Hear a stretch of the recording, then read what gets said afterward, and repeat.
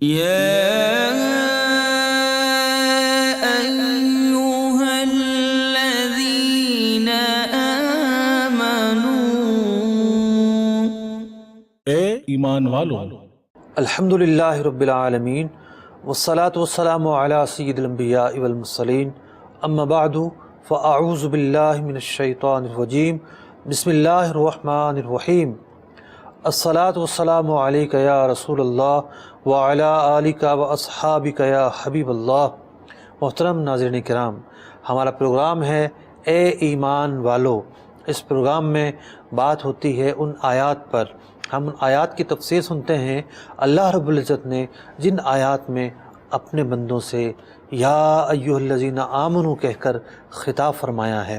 آج ہم نے انتخاب کیا ہے سورہ نساء کی آیت نمبر 136 کا۔ اللہ رب العزت اس آیت مبارکہ میں کیا ارشاد فرما رہا ہے، آئیے سب سے پہلے تلاوت اور ترجمہ سنتے ہیں۔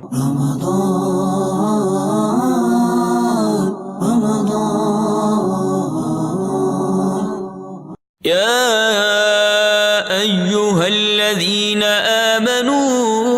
آمنوا بالله ورسوله والكتاب الذي نزل على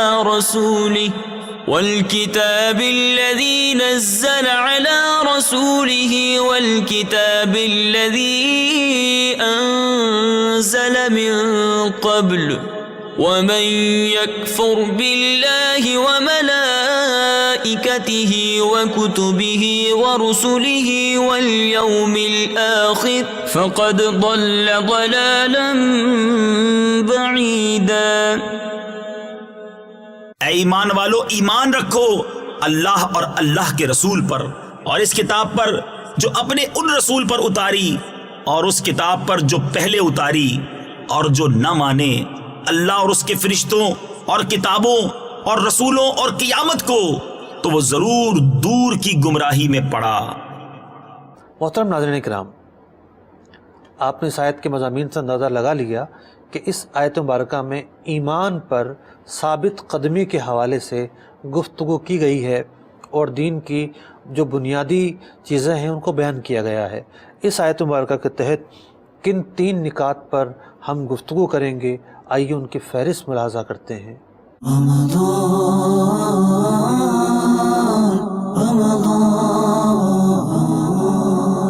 جو مسلمان ہیں ان کو ایمان پر ثابت قدم رکھنے کا حکم دیا گیا ہے اور کفر کا حکم بیان کیا گیا ہے۔ جو ایمان لانے کے لیے جن جن باتوں یا اجمالی یا تفصیلی طور پر اقرار ضروری ہے ان کا بیان کیا گیا ہے۔ ضروریات دین کے انکار سے کفر لازم آتا ہے، اس بات کو بیان کیا گیا ہے۔ محترم ناظرین کرام، بظاہر تو آپ سمجھ رہے ہوں گے کہ آج کا جو موضوع ہے ایک عمومی موضوع ہے، اور جب ہم سب صاحب ایمان ہیں تو پھر ایمان پر استقامت اس موضوع پر بات کرنے کی کیا حاجت ہے؟ جناب، یہ بھی ایک بڑا ہی اہم موضوع ہے۔ محترم ناظرین کرام، ہمارے پاس جتنی دولت، جتنا سرمایہ، جتنا خزانہ ہے، اس سب میں سب سے قیمتی خزانہ ہے ہمارے ایمان کا خزانہ۔ بات دراصل یہ ہے کہ ہمیں اس اسلوب پر غور کرنا چاہیے کہ اگر کسی کی آنکھیں نہیں، اندھا ہے، تو کیا کبھی اس اندھے کو کوئی یہ کہے گا کہ بد نگاہی نہ کرو، اپنی آنکھوں کا درست استعمال کرو؟ اندھے کو آنکھوں کے حوالے سے کوئی حکم نہیں دیا جاتا۔ اللہ رب العزت اس آیت مبارکہ میں پہلے یہ ارشاد فرما رہا ہے یا ایھا الذین آمنو، اور پھر فرمایا آمینو، اے ایمان والو ایمان پر ثابت قدم رہو۔ اگر ایمان آنے کے بعد چلا نہ جاتا تو یہ کیوں کہا جاتا کہ جناب ایمان پر ثابت قدم رہو؟ اب ایمان پر ثابت قدم رہنا کیا کہلاتا ہے؟ فرمایا گیا آمینو باللہ ورسولہ والکتاب الذی نزل علی رسولہ، ایمان لاؤ اللہ تعالیٰ پر، اس کے رسول پر اور اس کتاب پر جو اس نے اپنے حبیب علیہ الصلوۃ والسلام پر نازل فرمائی، والکتاب الذی انزل من قبل، اور وہ کتابیں جو اس سے قبل حضرات انبیاء علیہ السلام پر نازل کی گئیں۔ دراصل ایمان کے حوالے سے 2 چیزیں بڑی اہم ہیں۔ ایک ہوتا ہے ایمان مجمل، جب کوئی نو مسلم اسلام قبول کرتا ہے تو صرف کلمہ پڑھایا جاتا ہے، اور جو بھی اس کا مذہب ہوتا ہے اس مذہب کے تعلق سے وہ بیزاری ظاہر کرتا ہوا دین اسلام کے دو بنیادی عقیدوں کا اقرار کرتا ہے کہ میں اللہ تبارک و تعالیٰ کو وحدہ لا شریک سمجھتا ہوں، ایک سمجھتا ہوں، معبود سمجھتا ہوں، اور حضرت محمد مصطفیٰ صلی اللہ علیہ وسلم اس کے آخری نبی اور اس کے بندے ہیں۔ یعنی توحید اور رسالت اس پر ایمان لا کر وہ دائرہ اسلام میں داخل ہو جاتا ہے۔ لیکن اسلام میں ایمانیات کے تعلق سے مزید بھی چیزیں ہیں، ان چیزوں کا سیکھنا کہلاتا ہے ایمان مفصل۔ تو اس آیت مبارکہ میں ایمان مفصل کو بیان کیا گیا ہے۔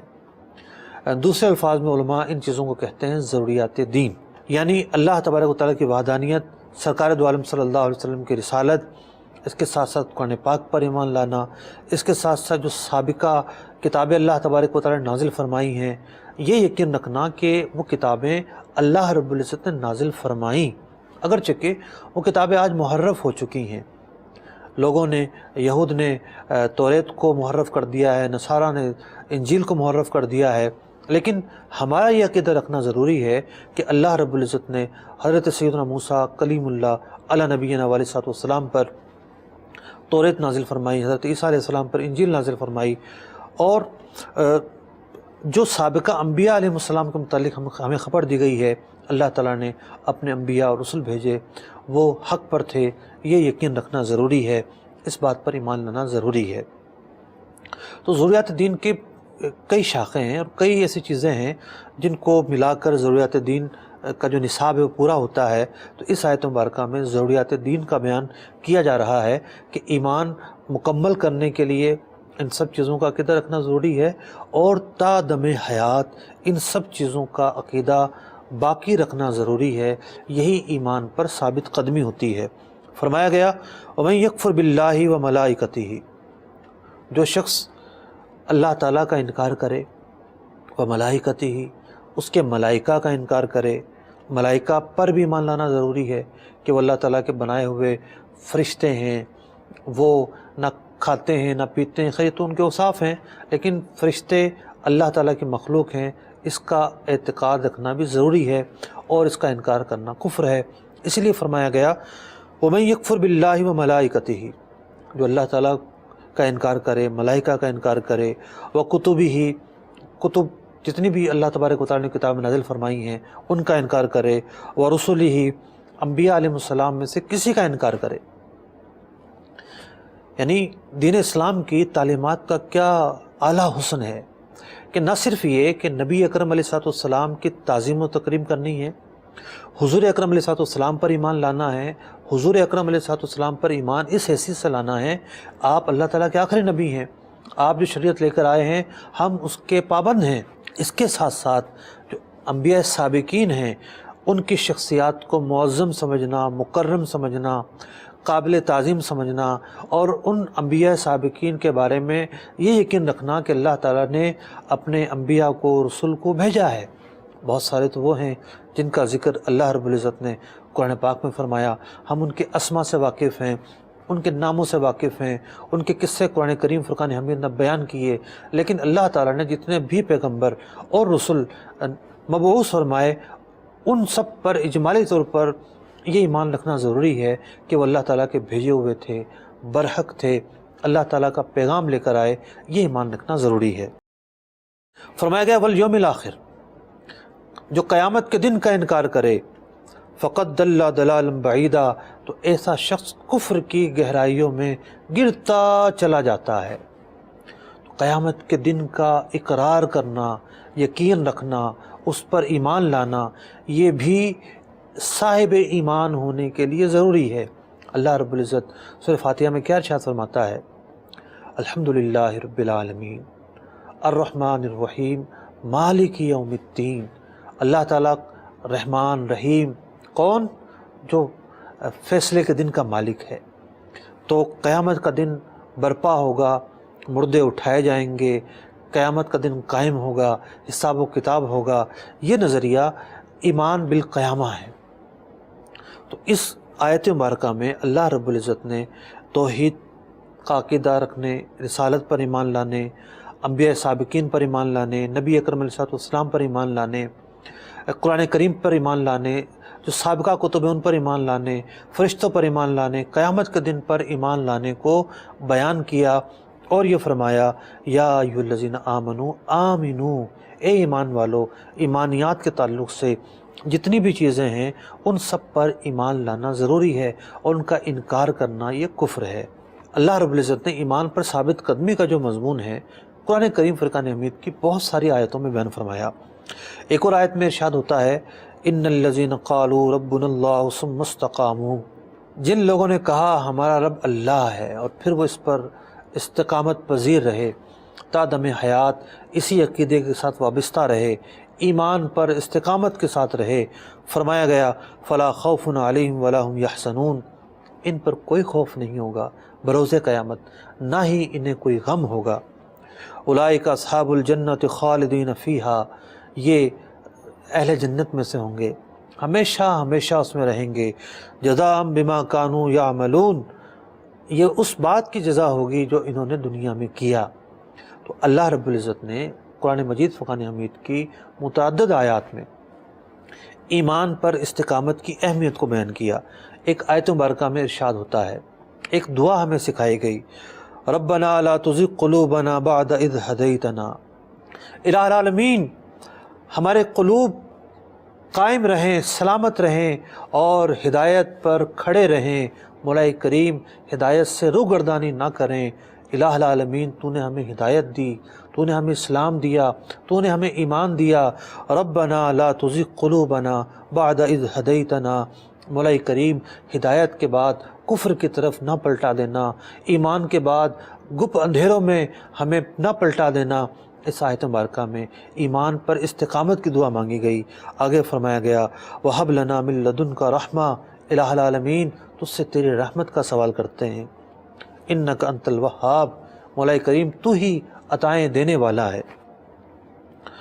حضرت ام سلمہ رضی اللہ تعالیٰ عنہ سے پوچھا گیا، ترمذی شریف کی حدیث ہے کہ نبی اکرم علیہ السلام زیادہ تر کیا دعا مانگا کرتے تھے؟ حضرت ام سلمہ رضی اللہ تعالیٰ عنہ فرماتی ہیں کہ نبی اکرم علیہ السلام کی دعاؤں میں جو دعا غالب طور پر شامل تھی وہ دعا یہ تھی، یا مقلب القلوب ثبت قلبی علی دینک، اے دلوں کو پھیرنے والا، اے رب دلوں کو پھیر دیتا ہے، میرے دل کو ایمان پر ثابت قدم فرما۔ تو جس طریقے سے چڑیا کسی ٹہنی پر بیٹھتی ہے وہ اڑ جاتی ہے، وہاں سے پھر ہو جاتی ہے، ایمان بھی ایک ایسی ہی چیز ہے کہ جو دلوں سے کسی بھی وقت نکل سکتا ہے۔ ایمان اللہ تعالیٰ کی نعمت ہے، جب دیگر نعمتیں زوال پذیر ہو سکتی ہیں تو ایمان بھی زوال پذیر ہو سکتا ہے۔ ایمان کی اہمیت اور ایمان کی وقعت اور ایمان کی حفاظت کا ذہن کیسے ملے؟ علماء نے لکھا کہ اس کا ذہن اسی وقت ملے گا کہ جب ایمان کی اہمیت کا احساس ہوگا، جب اس کے زائل ہونے کا خوف ہوگا، جب ہم سمجھیں گے کہ یہ بھی ہماری ایک دولت ہے۔ تو ایمان ایک ایسی چیز ہے جس کی حفاظت کے لیے دعا کرنا ہمیں قرآن پاک سکھا رہا ہے، جس کی حفاظت کے لیے دعا کرنا ہمیں حدیث پاک سے سیکھنے کو ملتا ہے۔ اللہ رب العزت قرآن مجید فرقان حمید میں ارشاد فرماتا ہے، اور ایمان پر ثابت قدم رہنا ہے اور حالت ایمان پر ہی موت آنی ہے، یعنی حکم دے رہا ہے کہ خبردار موت اس حالت میں آنی ضروری ہے کہ تم مسلمان ہو، صاحب ایمان، اور ایمان کی حالت میں تمہارا دنیا سے خاتمہ ہو۔ ایک حدیث پاک میں ارشاد فرمایا گیا، امام حاکم مستدرک میں لکھتے ہیں کہ نبی اکرم علیہ السلام نے ارشاد فرمایا، ان الایمان لیخلف، ان الایمان لیخلق، کہ ایمان بھی بوسیدہ ہو جاتا ہے، فی جوفی احدکم، تمہارے سینوں میں جو ایمان ہے یہ بھی بوسیدہ ہو جاتا ہے، کما یخلق الثوب، جس طرح کے کپڑے بوسیدہ ہو جاتے ہیں۔ فاسأل اللہ تعالی، اللہ سے دعا کیا کرو، ان یجدد الایمان فی قلوبکم، کہ تمہارے دل میں ایمان کو باقی رکھے، ایمان کی حلاوت کو باقی رکھے، ایمان کی حرارت کو باقی رکھے، اور ایمان کی جو چاشنی ہے اس کو باقی رکھے۔ محترم ناظرین کرام، ایمان کیا برباد بھی ہو سکتا ہے؟ قرآن کریم فرقان حمید میں تو کئی ایسے واقعات ہیں کہ جس میں ذکر کیا گیا ہے کہ جناب ایمان لا کے بھی بندہ جو ہے وہ ایمان سے خارج ہو جایا کرتا ہے۔ آخر وہ کیا اسباب ہیں جن کی وجہ سے بندہ ایمان سے ہاتھ دھو بیٹھتا ہے؟ علماء نے اس کے کئی اسباب بیان کیے ہیں۔ ایک سبب ہے جہالت۔ بعض اوقات بندہ جہالت کا مرتکب ہو جاتا ہے۔ میں نے عرض کیا کہ کچھ چیزیں ایسی ہیں، یعنی دین اسلام کی تعلیمات کے دو حصے ہیں، ایک حصہ ایمانیات پر مبنی ہے، ایک حصہ اعمال پر مبنی ہے، یعنی ایکٹیویٹی پر مبنی ہے، اور ایک حصہ تھیوری اور کانسیپٹ پر مبنی ہے۔ تو اعمال کے نہ کرنے سے بندہ اسلام سے نہیں نکلا کرتا۔ بعض لوگ سمجھتے جی خودکشی کر لی کسی نے تو اب اس کی جنازہ نہیں پڑھیں گے، ایسا نہیں ہے۔ خودکشی کرنا ایک گناہ ہے، اور گناہ کرنے سے کوئی ایمان سے خارج نہیں ہوتا، اس کی جنازہ پڑھی جائے گی۔ ہاں، اگر کوئی علاقے کا بہت ہی مشہور عالم ہے یا بڑے کوئی پیر صاحب ہیں، وہ اس لیے نہیں پڑھتے کہ لوگ سبق سیکھیں اور اس طرح کا قدم نہ اٹھائیں تو ایک جدا گانا بات ہے، لیکن خودکشی کرنے والے کی جنازہ بھی فرض کفایہ ہے، پڑھی جائے گی۔ اگر نہیں پڑھیں گے تو لوگ گناہ گار ہوں گے۔ تو اعمال کے چھوڑنے سے بندہ گناہ گار ہوتا ہے، ایمان اس کا برباد نہیں ہوتا۔ ایمانیات کے معاملے میں میں عرض کر چکا کہ عقیدہ توحید ہے، عقیدہ رسالت ہے، ایمان بالملائکہ ہے، ایمان بالرسل ہے، ایمان بالکتب ہے، یہ جو چیزیں ہیں جنہیں ضروریات دین کہا گیا ہے، اگر ان کے حوالے سے تین باتیں پائے جائیں، علماء نے کفر کی تین وجوہات بیان کی ہیں۔ پہلی وجہ ہے انکار، کوئی عقیدہ توحید کا انکار کر دیتا ہے، عقیدہ رسالت کا انکار کر دیتا ہے، ایمان بالملائکہ کا انکار کر دیتا ہے، ایمان بالکتب کا انکار کر دیتا ہے، ختم نبوت کا انکار کر دیتا ہے، کوئی قیامت کے دن کا انکار کر دیتا ہے۔ تو ضروریات دین کا انکار کرنا انسان کو کفر میں داخل کر دیتا ہے۔ اور دوسری وجہ ہے استخفاف، ہلکا سمجھنا، یعنی جو ضروریات دین ہے، مثال کے طور پر جہنم کا عذاب ہے۔ جہنم کا عذاب اللہ رب العزت نے قرآن کریم فرقان حمید میں اس کا تذکرہ فرمایا ہے کہ اللہ تبارک و تعالیٰ گناہ گاروں کو عذاب دے گا، انہیں آگ میں جلایا جائے گا قیامت کے دن۔ یعنی کچھ لوگ تو وہ ہوں گے جن کا خاتمہ کفر پر ہوا ہوگا، وہ ہمیشہ ہمیشہ کے لیے آگ میں رہیں گے، اور کچھ گناہ گار ہوں گے جو یقینی طور پر جہنم میں جائیں گے۔ جب قرآن اور حدیث نے یہ وعید بیان کر دی تو ایسا ہونا ضرور ہے۔ تو جہنم کا عذاب ایک ایسا کنسپٹ ہے جس کا تعلق ضروریات دین سے ہے۔ اب کوئی شخص اس کو ہلکا سمجھتا ہے کہ ابھی کیا ہے، جہنم میں جائیں گے نا تو بلا لیں گے فلاں فلاں فلاں کو اور وہاں بیٹھ کے گپ شپ کر لیں گے۔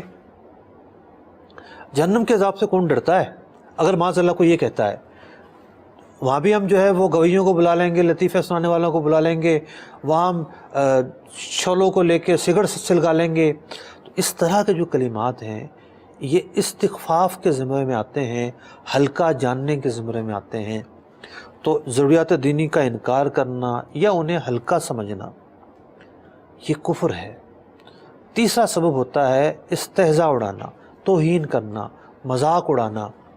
اللہ رب العزت، ملائکہ، فرشتے، انبیاء سابقین، حضور اکرم علیہ السلام۔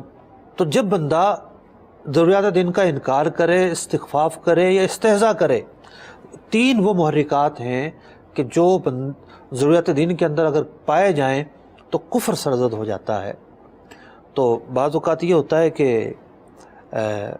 ایک مقرر اگر نبی اکرم علیہ السلام کے معراج پر جانے کے واقعے کو بیان کر رہا ہے اور اللہ رب العزت کے جلووں کو دیکھنے کے واقعے کو بیان کر رہا ہے تو بعض اوقات وہ تقابل کرتا ہے حضرت موسیٰ علیہ السلام کے ساتھ۔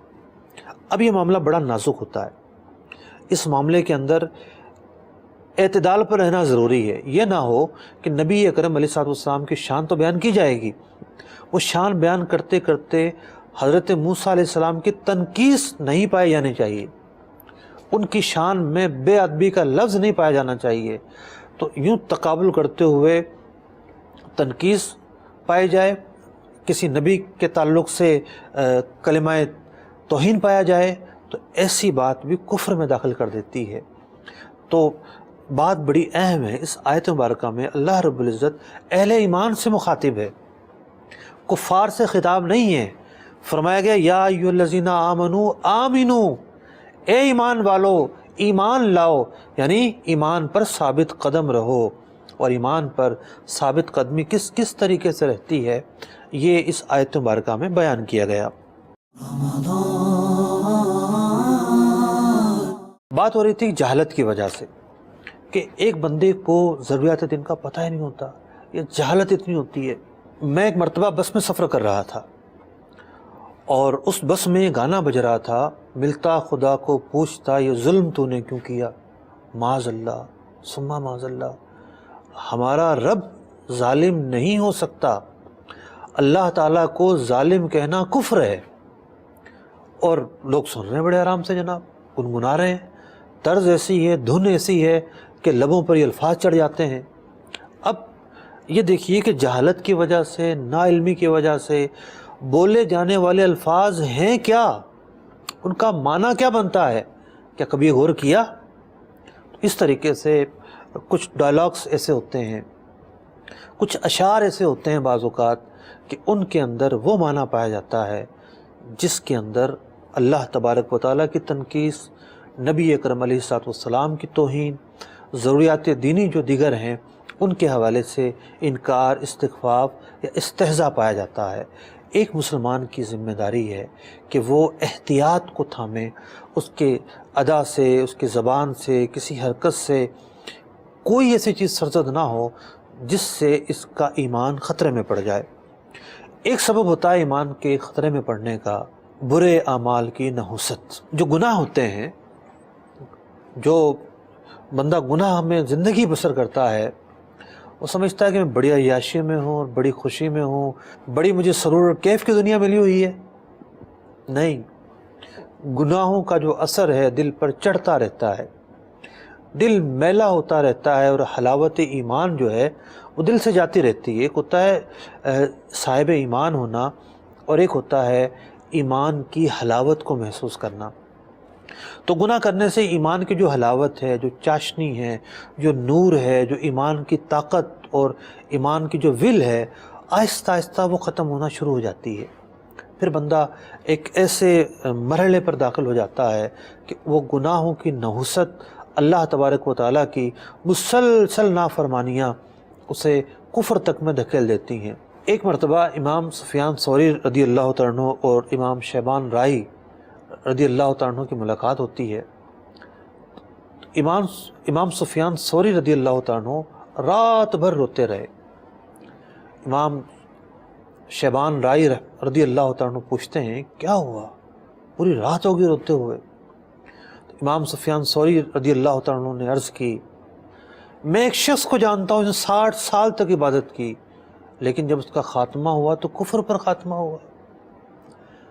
یعنی امام ثوری رضی اللہ تعالیٰ عنہ اپنے تعلق سے ڈر رہے تھے کہ اللہ تعالیٰ میرے ساتھ کیا معاملہ فرمائے گا۔ یعنی بندہ بعض اوقات اپنے اعمال پر جو ہے وہ بڑا ہی پھولا سمارا ہوتا، میں نیک ہوں، میں پرہیزگار ہوں، لیکن امام سفیان ثوری رضی اللہ تعالیٰ عنہ ساری رات اس بات پر رو رہے ہیں کہیں میرے ایمان کا خاتمہ نہ ہو جائے، یہ نہ ہو کہ مجھے مرتے وقت میرا خاتمہ کفر پر ہو۔ تو حضرت شیبان رائی رضی اللہ تعالیٰ عنہ دلاسا دیتے ہیں اور فرماتے ہیں کہ جس شخص کے بارے میں آپ بات کر رہے ہیں اسے کفر تک اس کے شامت اعمال نے پہنچایا ہے۔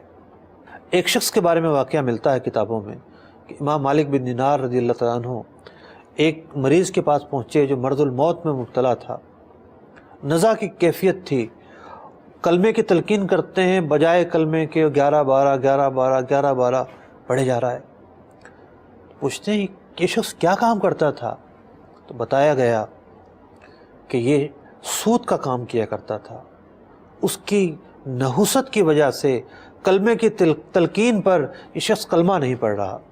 ایسے بھی واقعات بزرگوں نے کتابوں میں لکھے کہ ایک شخص ساری عمر شراب پیتا رہا اور جب مرنے کا وقت قریب آیا تو ایک جام اور ایک جام اور ایک جام اور، اس کے مرنے کے وقت یہ کیفیت تھی۔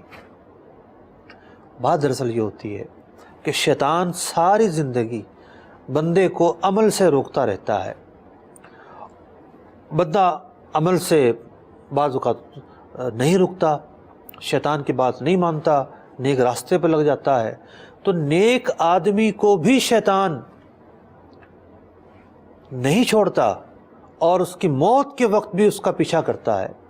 اور اس کی موت کے وقت آ کر چونکہ بندے کی جب نزا کی کیفیت ہوتی ہے، سخت پیاس لگی ہوتی ہے، بندہ پیاس سے بے چین ہوتا ہے. جیسے ایک بندہ ہوتا ہے نا کہ وہ نیم بے ہوشی میں ہے، تو وہ آوازیں بھی سن رہا ہوتا ہے اور غنودگی بھی ہوتی ہے.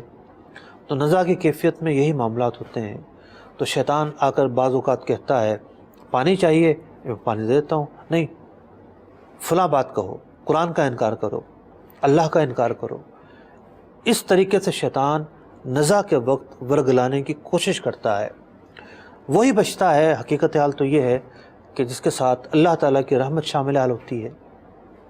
اور اس کے بعد بندے کے جو نیک اعمال ہیں، ساری زندگی جو وہ شیطان سے بچا ہوتا ہے، شیطان سے راہ فرار اختیار کیے ہوتا ہے، اس کی بات نہ ماننے کی عادت ہوتی ہے. تو ایسا شخص شیطان کے اس دعووں کو رد کر دیتا ہے، جٹلا دیتا ہے. یہ تو عام لوگوں کی باتیں تو کیا ہیں، حضرت امام فخر الدین رازی رحمۃ اللہ تعالیٰ علیہ کا واقعہ ہے.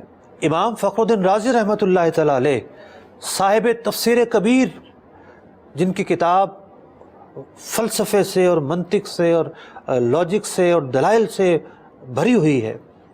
صرف تفسیر کبیر ہی نہیں، عقائد پر آپ نے نہ جانے کتنی کتابیں لکھی ہیں، جس میں الاربعین کی بہت مشہور کتاب ہے علم الکلام پر. ان کی موت کا وقت جب قریب آتا ہے تو یہ اپنے وقت کے علامت الدہر تھے اور مناظر اسلام تھے، اور اسلام کی حقانیت پر ساری زندگی بولتے رہے، اور اسلام کے تعلق سے ملحدوں کو ساری عمر جواب دیتے رہے. ان کی ساری کتابوں میں یہی مضامین ہیں. تو شیطان ان کے نزا کے وقت آ جاتا ہے اور سوال کرتا ہے، بتا اللہ تعالیٰ موجود ہے، آپ کے پاس کیا دلیل ہے؟ اب نزا کی کیفیت ہے. نزا کی کیفیت میں غشی طاری ہوتی ہے، غنودگی طاری ہوتی ہے، روح نکل رہی ہوتی ہے. ایک جواب دیتے ہیں، وہ دوسرا اعتراض کر دیتا ہے، دوسرا جواب دیتے ہیں، اعتراض کر دیتا ہے. ان کی غیبی مدد ہوتی ہے. ان کے مرشد دور کسی جگہ پر وضو کر رہے تھے، اور وضو کرتے ہوئے وہاں سے آواز دیتے ہیں کہ کہہ کیوں نہیں دیتا کہ میں اللہ تعالیٰ کو بغیر کسی دلیل کے مانتا ہوں. یہ جواب جب دیتے ہیں تو پھر شیطان راہ فرار اختیار کرتا ہے. تو قرآن مجید فقان حمید کی جو آیت میں نے بیان کی اور دیگر جو آیات شامل کی، یہ ایمان کی اہمیت کے بارے میں ہمیں خبردار کر رہی ہیں.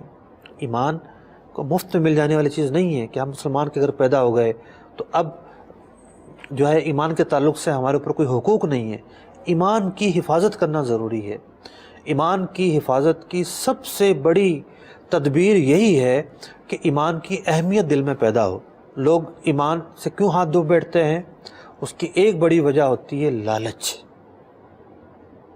لالچ انہیں منحرف کر دیتی ہے، دین اسلام چھوڑنے پر مجبور کر دیتی ہے. یا وہ ایسی غلطیاں کرتے ہیں جس کی اجازت کوئی عالم دین نہیں دے سکتا، اور اسے ہر عالم دین کفر کہے گا. ہمارے مشاہدے میں ہیں ایسی غلطیاں. لوگ جاتے ہیں جناب، انہیں ویزا چاہیے ہوتا ہے ابروڈ کنٹریز کا، اور وہ اپنے آپ کو لکھتے ہیں جی میں فلاں مذہب سے تعلق رکھتا ہوں. اسلام سے اپنے تعلق کی نفی خود کاغذوں میں ظاہر کرتے ہیں، لکھتے ہیں جی میں مسلمان نہیں ہوں، فلاں مذہب سے میرا تعلق ہے. ارے ویزے کی وجہ سے اس دنیا کی انتہائی گھٹیا قسم کی آسائش کی وجہ سے ایمان کو داؤ پر لگا دیا اور اپنے آپ کو غیر مسلم ظاہر کر دیا. یہ کیسا رویہ ہے؟ یہ کیسا طریقہ کار ہے؟ یہ کیسا بیہیویئر ہے؟ آپ نے اپنے آپ کو غیر مسلم ظاہر کر دیا. اتنی لالچ آپ کے من کے اندر سما چکی ہے. بہت سارے محرکات ہوتے ہیں. اللہ رب العزت ہماری حفاظت فرمائے. رمضان مبارک کا مبارک مہینہ ہے. اس مہینے کے اندر بڑی اچھی اچھی عادات بندے کے اندر پیدا ہو جاتی ہیں.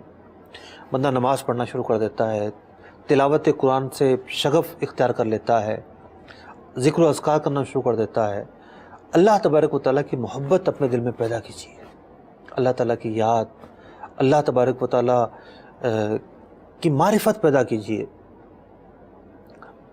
اللہ تبارک و تعالیٰ کی معرفت اتنی اہم چیز ہے کہ جب جنتی جنت میں چلے جائیں گے، جنت میں انہیں آسائشیں دستیاب ہوں گی، جنت میں انہیں سہولتیں دستیاب ہوں گی، لیکن تمام آسائشوں، تمام سہولتوں سے بڑھ کر جو نعمت ہے وہ اللہ تعالیٰ کے عرفان کی ہے، اللہ تعالیٰ کی معرفت کی ہے۔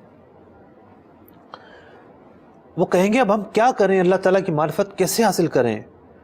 تو جنت میں ان کا ایک مشورہ ہوگا، یہ میں حدیث بیان کر رہا ہوں، آپس میں صلاح مشورہ کریں گے کہ چلو علماء کے پاس چلتے ہیں اور ان سے مشورہ کرتے ہیں کہ اب ہم اللہ تعالیٰ کی معرفت میں مزید کیسے آگے بڑھیں۔ پھر علماء انہیں طریقے بتائیں گے جنت میں رہتے ہوئے اللہ تعالیٰ کی معرفت میں کس طرح آگے بڑھنا ہے۔ آج کچھ لوگ یہ درس دیتے ہیں کہ جناب جنت میں صرف یہ دو چیزیں ہیں یا یہ فلاں چیز ہے اور کچھ نہیں ہے۔ جنت میں تو اللہ تعالیٰ کی معرفت سب سے بڑی نعمت ہے۔ ذکر کریں تو اللہ تعالیٰ کا تصور کریں۔ ذرا کبھی آپ نے غور کیا ہے اذکار کا ترجمہ کیا ہوتا ہے؟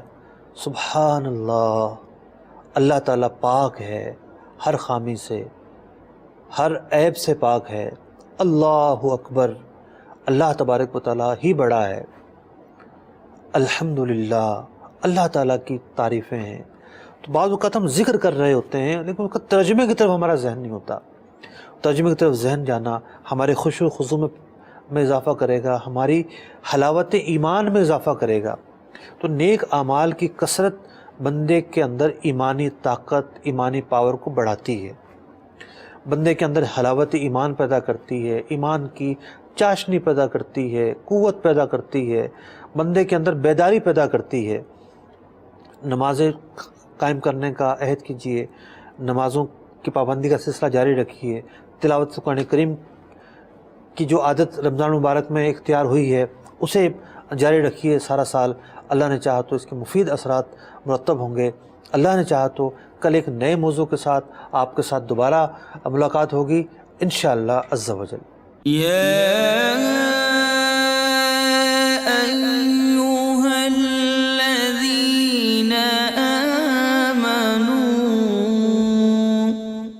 اے ایمان والو،